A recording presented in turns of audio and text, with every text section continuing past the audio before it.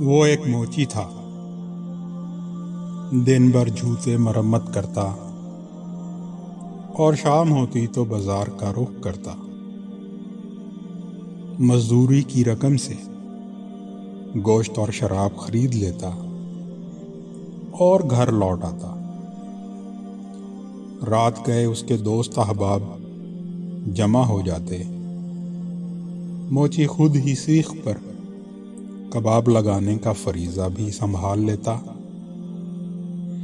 محفل نو نوش گرم ہو جاتی، جام گردش میں آ جاتا اور خوب گل گپاڑا مچتا۔ موچی ترنگ میں آ کر ایک شعر پڑھتا جس کا مفہوم یہ تھا: لوگوں نے مجھ کو ہاتھ سے کھو دیا، اور کیسے بڑے شخص کو کھو دیا جو لڑائی کے دن کام آتا اور سرحدوں کی نگہبانی کرتا۔ موچی کے پڑوس میں ایک بہت بڑے عالم رہتے تھے۔ وہ صرف علم کے ہی نہیں، عمل کے بھی شہسوار تھے۔ نہایت نیک اور متقی بزرگ تھے۔ دن ان کا درس و تدریس میں اور رات ذکر اللہ میں گزرتی تھی۔ پڑوس میں روزانہ رات کو ہنگامہ رہتا اور رنگین مزاج موچی اور اس کے دوستوں کے شور شرابے کے باعث بزرگ کی عبادت میں خلل پڑتا۔ لیکن اللہ کے اس نیک بندے نے کبھی اپنے پڑوسی سے کچھ نہ کہا۔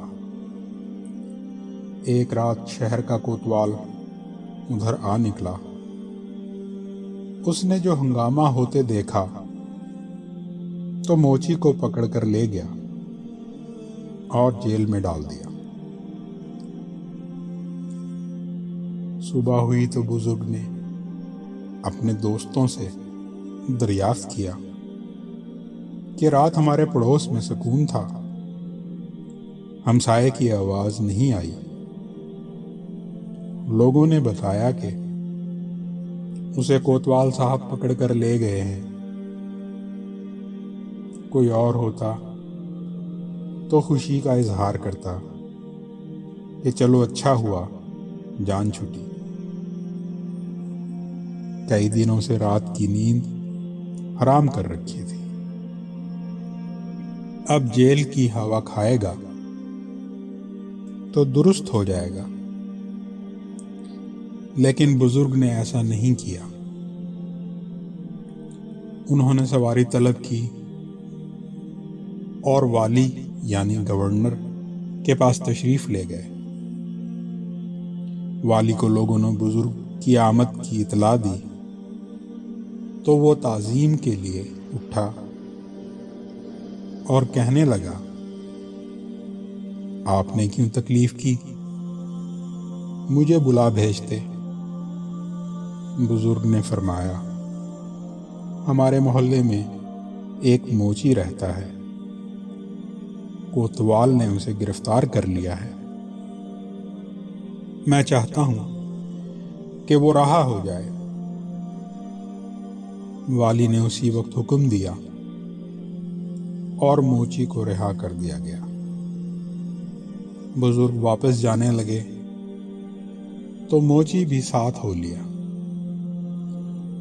بزرگ نے اس سے اس کے پسندیدہ شعر کی طرف اشارہ کرتے ہوئے پوچھا: کیوں، ہم نے تم کو ضائع نہیں کیا؟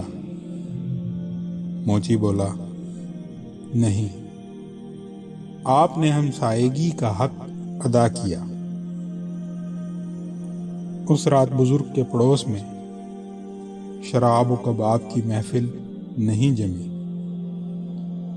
وجہ یہ نہیں تھی کہ کوتوال موچی کو دوبارہ پکڑ کر لے گیا تھا یا کوتوال نے موچی کو دھمکیاں دی تھیں، بلکہ وجہ یہ تھی کہ موچی نے عیش پرستی سے توبہ کر لی تھی۔ اس کے دل پر اپنے بزرگ پڑوسی امام اعظم حضرت امام ابو حنیفہ رحمۃ اللہ علیہ کے حسن سلوک کا اتنا گہرا اثر ہوا تھا کہ اس کی کایا پلٹ گئی تھی۔ وہ امام صاحب کے حلقہ درس میں بیٹھنے لگا تھا۔ رفتہ رفتہ اس نے فقہ میں اتنی مہارت حاصل کی کہ فقیہ کے لقب سے سرفراز ہوا۔